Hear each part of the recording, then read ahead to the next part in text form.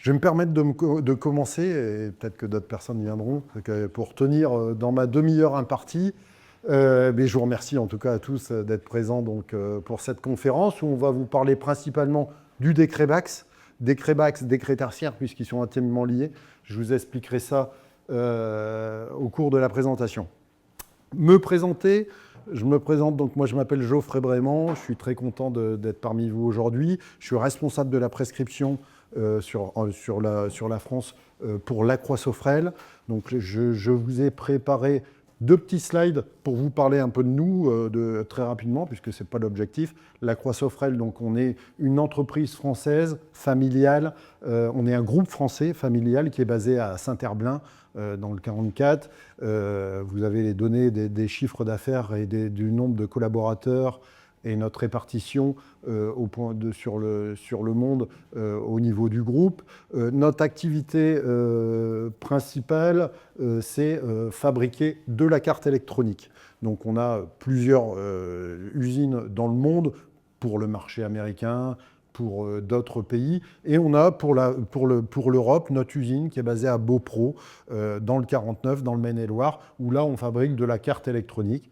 Donc vous avez ici, et donc on fabrique de la carte électronique pour plein de monde, pour Airbus, pour de la domotique, pour l'automobile aussi bien sûr, et c'est eux qui nous fabriquent aussi nos automates qui sont commercialisés donc par l'activité Lacroix Environnement, où là on fabrique de l'automate pour les réseaux d'eau, pour le smart grid, des réseaux électriques, tout ce qui est éolien, photovoltaïque, pour l'éclairage public, et la partie dont je vais vous parler un peu plus aujourd'hui, dont moi je représente, qui est la partie CVC, la partie HVAC. Ok, on reste à votre disposition pour vous présenter un peu plus nos produits après sur le stand, si vous souhaitez rentrer un peu plus dans le détail. Ce n'est pas l'objectif d'aujourd'hui. L'objectif d'aujourd'hui, c'est vraiment de vous parler de la réglementation. Donc, en préambule, je vous parle un peu plus du décret tertiaire, puisque, comme je vous l'ai dit tout à l'heure, le décret tertiaire et le décret Bax sont intimement liés. Décret tertiaire, qui est un décret français, qui est apparu suite aux différents Grenelles sur l'environnement qui ont été plus ou moins médiatisés. Et en fait, on s'est aperçu que le bâtiment était un gros consommateur d'énergie fossile et émettait beaucoup de CO2. Et en effet, pour se tenir aux objectifs qui étaient donnés par ces différents Grenelles, on s'est fixé ces objectifs-là que vous connaissez très certainement, qui sont de moins 40% sur les consommations des bâtiments tertiaires de plus de 1000 m² d'ici 2030, moins 50% d'ici 2040, moins 60% d'ici 2050. D'accord ? Donc pour ce faire, l'ADEME a créé un site qui s'appelle Opérat, où tous les propriétaires de bâtiments de plus de 1000 m² sont censés déclarer leur bâtiment sur ce site-là. Donc voilà comment ça se présente. J'ai fait par exemple un exemple factice, bien sûr, pour un bâtiment qui s'appelle l'Acroix-Sofrel, qui est basé à Verne-sur-Seiche dans le 35. Ce sont nos bureaux qui sont là-bas. Donc dans la catégorie bureau, on vient choisir une année entre 2010 et 2019. Nous, on a choisi l'année 2012. On vient incrémenter sa consommation de référence qui est ici et se décline les objectifs à 2030, 2040, 2050. Donc voilà, donc ça c'est très bien, ça permet à la maîtrise d'ouvrage de savoir les objectifs vers quoi ils vont devoir tendre sur les années à venir.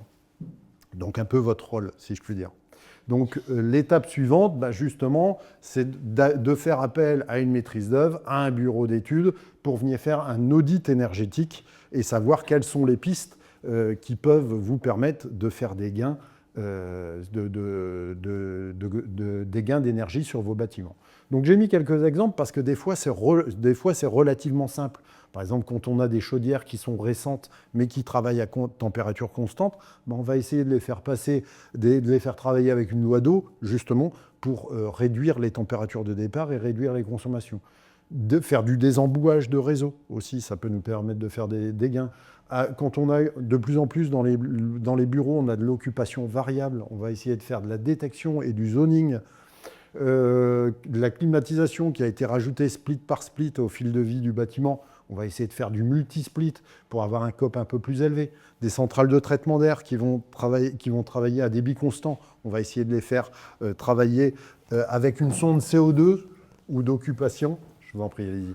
Une sonde de CO2 ou d'occupation pour avoir des débits qui sont variables. Le relamping aussi est concerné par ça, hein, pour faire baisser les consommations. Mais l'installation d'une GTB est aussi préconisée dans ces audits énergétiques. Alors là, vous avez un exemple d'un audit énergétique qui a été fait et qui a été remis au client avec des sommes de travaux qui sont allouées et des gains d'énergie qui sont proposés en face. Alors bien sûr, au plus le prix augmente, au plus le gain énergétique est conséquent. Des fois, ça peut faire un peu peur, mais vous avez des aides pour arriver à atteindre ces objectifs. Le plus connu, c'est le C2E. Vous avez le P2E aussi qui existe, mais après, vous avez un peu aussi des aides régionales. Je vous parle par exemple dans les Hauts-de-France, on a le Pass Rénov'.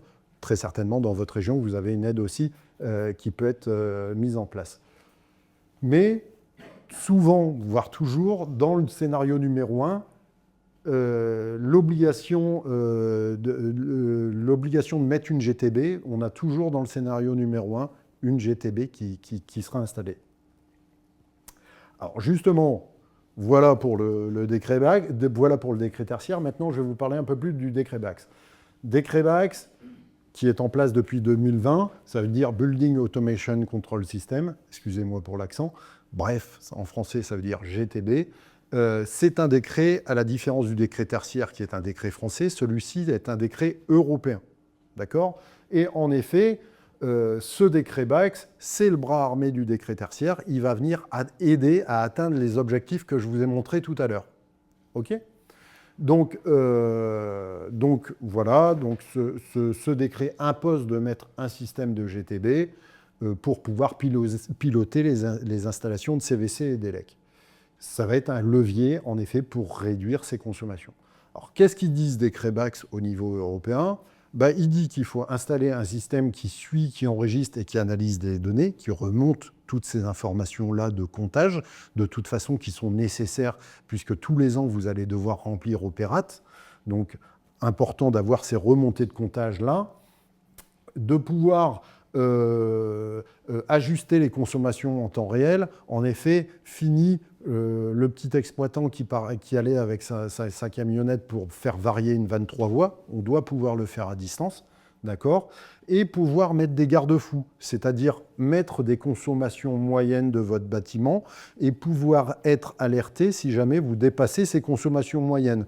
Peut-être que vous avez une activité extraordinaire, auquel cas vous l'acquittez, mais si cette surconsommation est répétitive, ça vous permet justement peut-être là d'aller sur site et d'essayer de comprendre pourquoi il y a cette dérive.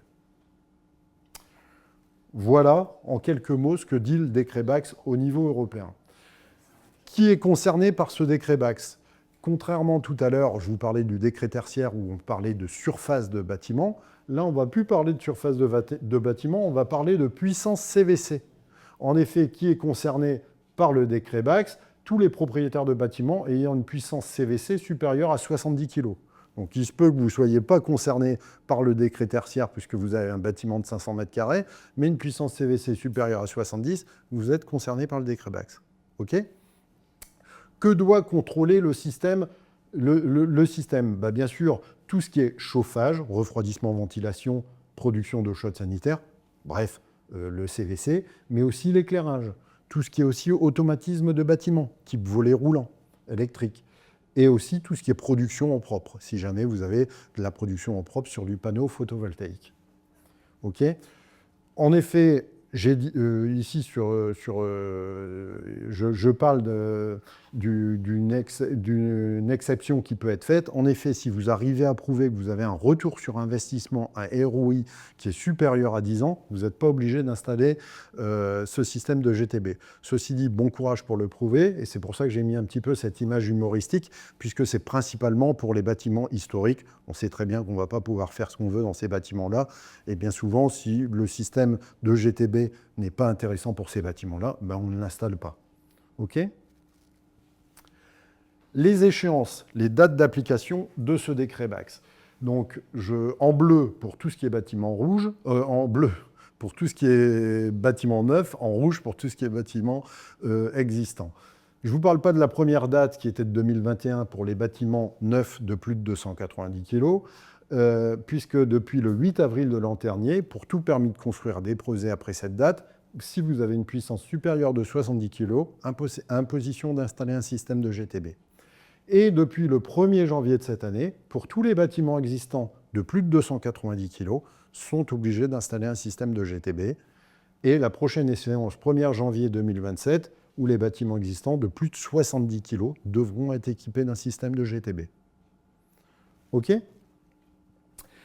Rapidement, je passe là-dessus. Une petite étude du GIMELEC. Je ne sais pas si vous connaissez le GIMELEC. C'est une association très influente qui est tenue par des industriels influents aussi du métier de l'électricité, des Legrand, des Schneider, des Siemens, qui ont fait une étude justement par rapport au décret BACS.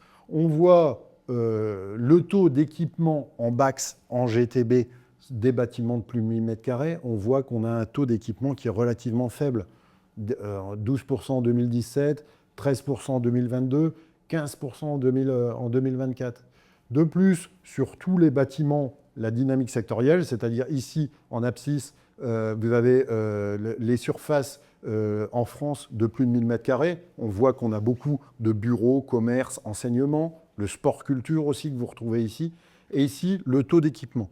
D'accord ? On voit que sur des bâtiments de santé, on a plutôt un équipement qui frise vers les 40%. Par contre, la moyenne est plutôt aux alentours des 10-20% qu'on retrouve ici. En plus, ce qui est catastrophique dans cette étude, c'est qu'au-delà de ce taux d'équipement de 15% qui est vraiment très faible, on en a quasiment 1 sur 2 qui n'est plus exploité. On n'a plus les codes, on n'a plus les moyens de se connecter sur le système de GTB. Et ici, sur ce dernier graphe, on voit en effet, au plus le bâtiment est petit, au moins on a tendance à les équiper. En effet, le building de plus de 20 000 m² à la Paris La Défense, on a plutôt tendance à l'équiper de systèmes de GTB. Ceci dit, la suite de ce rapport du GIMELEC est, ma foi, très positive et c'est l'effet, je reste dans l'axe, c'est l'effet levier qui est attendu grâce au décret BACS. Donc on repart de notre constat de 12, 13, 15% en 2024 de taux d'équipement. Et en effet, ce que prévoit le GIMELEC grâce au décret BACS, c'est un taux d'équipement qui va évoluer à hauteur de 50% sur les bâtiments de plus de 1000 m² d'ici 2030. Ce qui n'est pas négligeable et ce qui nous permettra d'économiser 2 à 3 centrales électriques. Donc c'est absolument pas négligeable. Sur ce décret BACS, qui est un décret européen, une loi française s'est rajoutée, la NFEN ISO 52120-1, qui, elle, donne des classes énergétiques sur les BACS A, B, C et D. Je ne sais pas si vous en avez entendu parler. Et donc, qu'est-ce qu'elle dit, cette loi française ? Elle dit que la classe D, c'est un système qui est inefficient et vétuste, pas conforme en France. La classe C, c'est un système de GTB et de régulation qui est standard, qui est la base. La classe B, c'est un système avancé, et la classe A, un système dynamique. Et ces deux derniers systèmes, comme ils sont au-delà de la norme, ils peuvent permettre de prétendre au C2E. Alors maintenant, vous expliquez qu'est-ce que c'est qu'un système dynamique, avancé, standard et inefficient. Donc nous, chez Sofrel, on a étudié cette fameuse norme 5220-1 qui est assez imbuvable, qui est bourrée de petits tableaux comme ceci, où à chaque fois, on vous précise un usage, le chauffage, un niveau technique, la régulation, par exemple, là, le premier tableau, c'est la régulation de l'émission, et la fonction évaluée. Je n'ai pas de système de régulation automatique, je suis en classe D. J'ai une régulation individuelle pièce par pièce type tête thermostatique, je suis en classe C. J'ai une régulation individuelle modulante pièce par pièce connectée sur mon système de GTB avec détection d'occupation, je suis en classe A.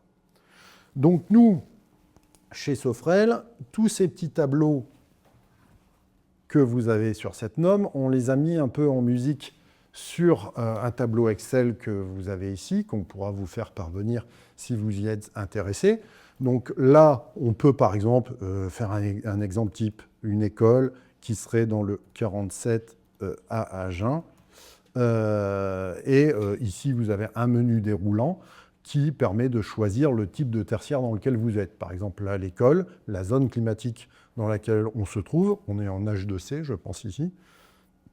Et ensuite, vous retrouvez tous vos petits tableaux que je viens de vous présenter. C'est-à-dire, sur l'usage chauffage, vous retrouvez la fonction évaluée, la régulation de l'émission. Et ici, vous avez un petit menu déroulant, comme je vous l'ai montré tout à l'heure. J'ai aucune régulation de la température ambiante, je suis en D. J'ai des régulations individuelles pièce par pièce, type tête thermostatique, je suis en C.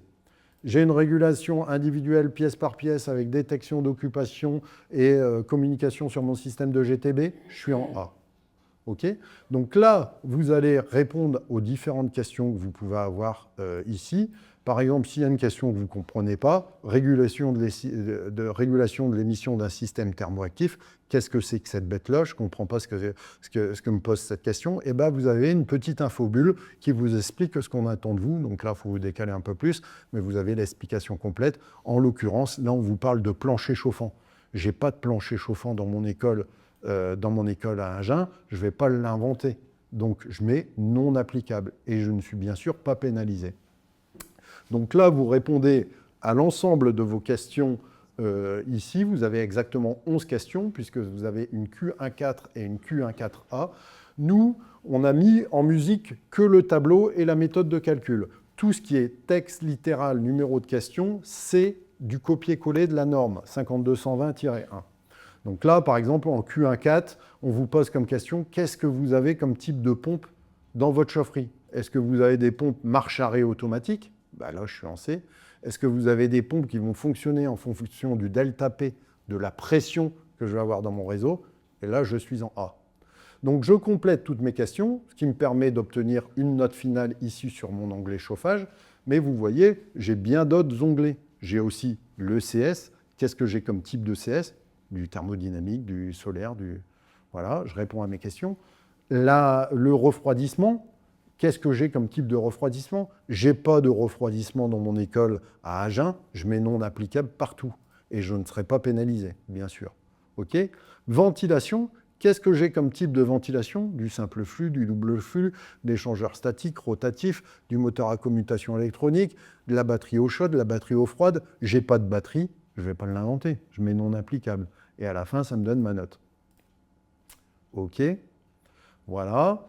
L'éclairage aussi est concerné par le décret Bax. Qu'est-ce que j'ai comme type d'éclairage? Est-ce que j'ai dans mon école de l'interrupteur marche-arrêt, enfin de l'interrupteur en l'entrée de chaque pièce? Et bien là, malheureusement, je serai en D. Est-ce que j'ai des stores électriques en fonction de la luminosité, de la température? Non, j'en ai pas. Je ne vais pas l'inventer, je mets non applicable. Et quel type de GTB je vais installer? Donc là, si vous installez une GTB Sofrel, vous serez en classe A, vous n'aurez pas de problème. Non, je plaisante, c'est pas vrai. C'est surtout qu'est-ce que je vais raccorder sur mon système de GTB. Quelle info je vais remonter dessus? Quelle criticité des alarmes je vais mettre? Est-ce que je vais avoir des alarmes qui vont devoir permettre à appeler le service d'astreinte ou d'autres qui seront uniquement notifiées?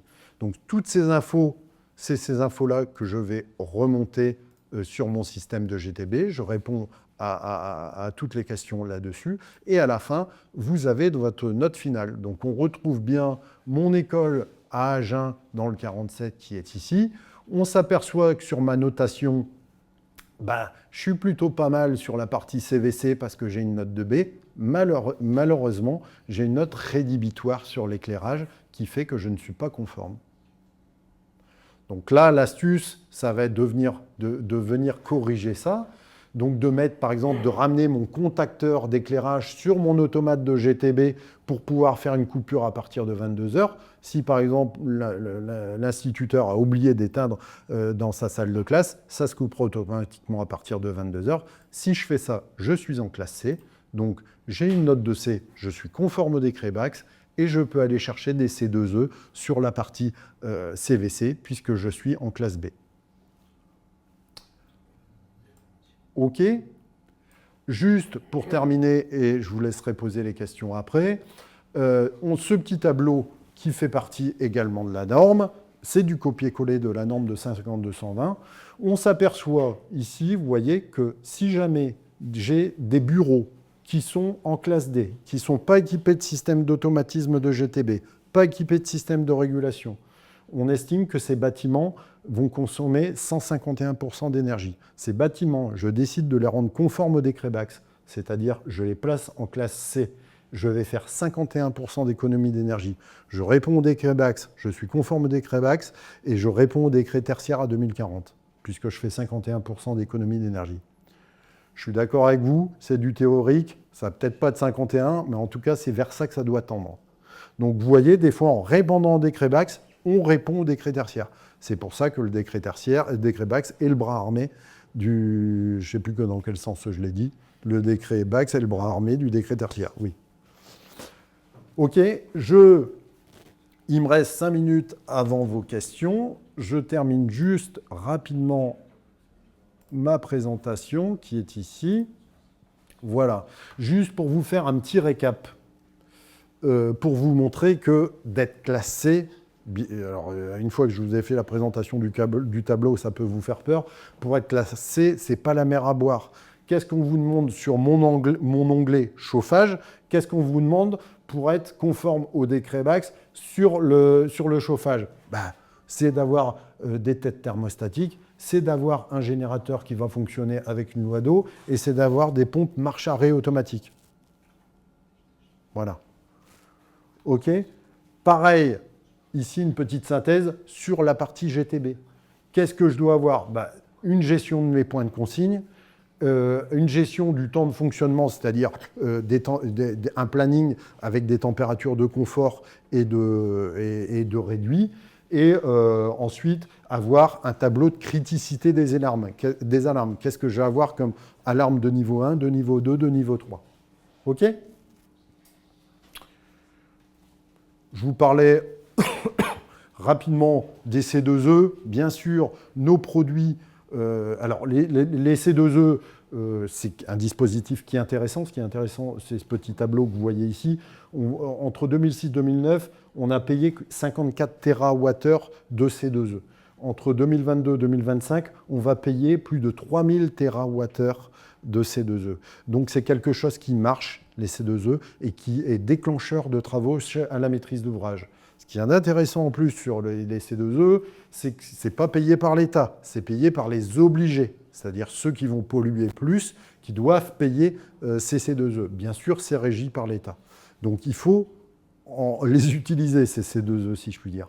Pour bénéficier de ces C2E, il faut que le produit que vous installez soit certifié par une BAT ou par une BAR. BAR pour le résidentiel, je ne vous en parle pas aujourd'hui, BAT pour le tertiaire. Ce dont je vous ai parlé aujourd'hui avec les classes énergétiques, c'est la BAT TH116. Nos produits chez Lacroix Sofrel sont certifiés par cette BAT TH116. Mais vous avez d'autres BAT aussi sur le tertiaire, comme notre optimiseur de relance, qui va permettre de démarrer la chaufferie à une heure précise pour avoir la température de confort à l'heure voulue. Rapidement, des contrôles. Louis de Funès, je suis fan. Voilà, des contrôles. Aujourd'hui, quand vous prétendez à des C2E, 100% de contact par téléphone via l'ADEME, qui va vous contacter. Est-ce que vous avez bien installé un système de GTB? 15% de contrôle sur site. OK. Juste, là, je rentre un peu plus dans le détail et je vais aller très vite. Simplement, vous voyez, pour faire ces calculs de C2E, vous avez un... Alors ça, c'est pour la classe A, ça, c'est pour la classe B. Je vais rester sur la classe B parce qu'on m'a demandé de ne pas trop bouger. Donc, vous voyez, c'est un coefficient qui est multiplié par votre zone climatique, multiplié par la surface. On voit que, par exemple, sur des bureaux, sur le chauffage et la climatisation, on a des coefs qui sont très élevés. Est-ce que je vais m'embêter dans des bureaux à aller chercher des C2E sur le CS? Il n'y a pas trop d'intérêt. Et c'est normal. Dans des bureaux, qu'est-ce qu'on fait pour se laver les mains ou le personnel de ménage remplir un seau d'eau avec de l'eau chaude? Donc c'est vraiment sur cela qu'il va falloir s'axer. Je termine, et c'est mon dernier slide, sur quelques études de cas. Ces fiches d'études de cas n'ont pas été faites par nous. Ils ont été faits par notre syndicat, qui est le syndicat ACR, syndicat de l'automatisme et de la régulation. Un exemple d'une école de 3000 m² où on a été chercher des C2E uniquement sur l'onglet chauffage. Rappelez-vous mon petit tableau, uniquement sur l'onglet chauffage, on était B. Tout le reste, on était C. Et bien là, coût des travaux, 50 000 €, 6 900 € de gains annuels sur l'énergie, 16% de financement de C2E. Rentabilité sur 6 ans et demi. Okay. Après, vous avez d'autres études qui sont ici avec des plus restreints, où là, on a été chercher sur le chauffage et la climatisation, où on a des rentabilités vraiment très courtes. Je ne manquerai pas de vous faire parvenir, si vous me laissez vos coordonnées, ces informations pour que vous puissiez les étudier. Voilà, donc là, c'était vraiment pour vous parler de la partie réglementation. Maintenant, on est disponible sur notre stand avec mes collègues pour rentrer dans le détail, vous présenter comment très simplement vous pouvez répondre à cette conformité du décret BACS avec nos produits et vous parler voilà, de systèmes d'automatisme et de supervision. J'ai pile poil à l'heure. Fabuleux. Est-ce que vous avez quelques questions? On a un quart d'heure pour les questions-réponses. On est tout content de réussir à vous avez montré comment tricher pour gagner les cases. Ah non, non, pas tricher. Non. Le tableau est un tableau d'audit, c'est-à-dire qu'il va vous permettre de connaître l'état actuel de votre parc et savoir où vous devez agir pour justement rentrer dans la conformité. Vous cherchiez à me taquiner. Mais en tout cas, je me tiens à votre disposition pour donner plus d'explications en tout cas. D'autres questions? En tout cas, n'hésitez pas à venir nous voir sur le stand. OK? À votre service. Merci beaucoup.